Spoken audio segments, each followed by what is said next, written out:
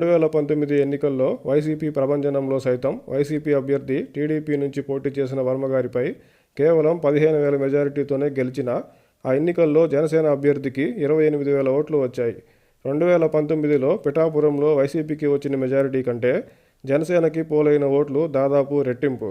కాబట్టి పిఠాపురంలో 2014లో 2019లో TDP, YCP, Janasena పార్టీల బలాబలాలను చూస్తే టీడీపీ కూటమి నుంచి ఎవరు పోటీ చేసినా పిఠాపురంలో వైసీపీ కంటే తక్కువలో తక్కువ 15,000 నుంచి అదృష్టం కలిసి వస్తే 50,000 భారీ మెజారిటీతో టీడీపీ కూటమి అభ్యర్థి గెలవడం ఖాయం. వాస్తవ ఓట్ల లెక్కలు ఇలా ఉంటే పిఠాపురంలో పోటీ చేస్తున్న పవన్ కళ్యాణ్ గారు ఖచ్చితంగా ఓడిపోతారని మాటలు చెప్పడం వెనుక దాగి ఉన్న లెక్కలు, రహస్యాలు ఏమిటో అర్థం కాని అంశం. ఈ విశ్లేషకులు అందరూ ఎన్నికల ఫలితాల అనంతరం చంద్రబాబు గారు, పవన్ కళ్యాణ్ గారు, లోకేష్ గార్ల గెలుపుపై ఏ విధంగా మాట్లాడబోతున్నారో ఖచ్చితంగా చూడాల్సింది.